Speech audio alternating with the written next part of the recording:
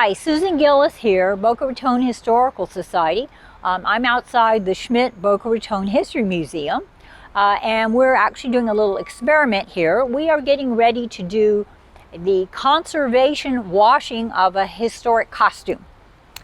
And in order to do that, we have created a temporary basin, a tub.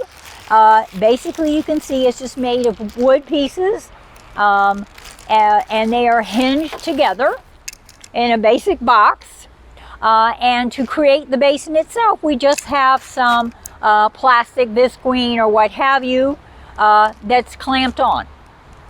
And the first thing we need to determine is how many gallons of water is this going to take to fill the tub.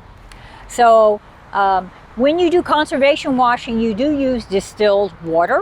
But we don't want to waste our distilled water to just decide the volume of our little basin. So Bob here has filled a bucket with what, 5 gallons? 5 gallons. 5 gallons of just regular tap water, hose water.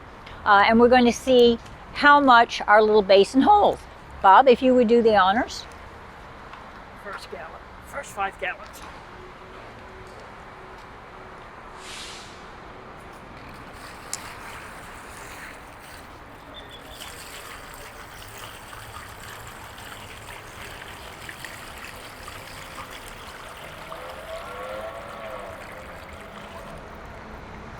So it looks like the answer may be 10 gallons, huh? So go ahead and let's do round 2.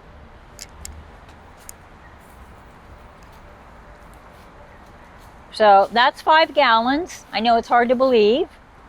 You don't need a lot of water, but you need enough to cover whatever you're washing.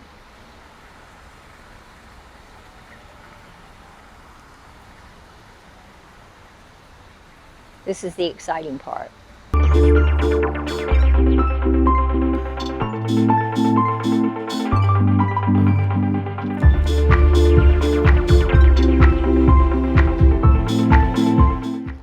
Okay, very good. So you can see 10 gallons is a pretty decent amount of water.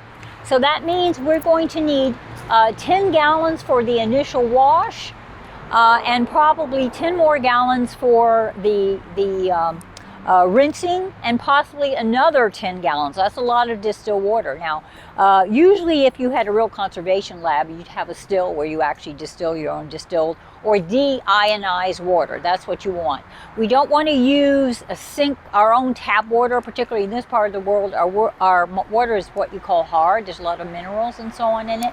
And the type of very mild detergents we want to use don't work at all with that kind of water. So that's why we need the distilled water. So we're going to have to raid the grocery stores, probably several of them, for the distilled water. But now we have an idea of how much we're going to need.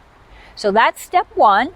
And in Bob, let's figure out how we release this water. Step 2, because Step we 2. had to build this out. Step two, because we had to build.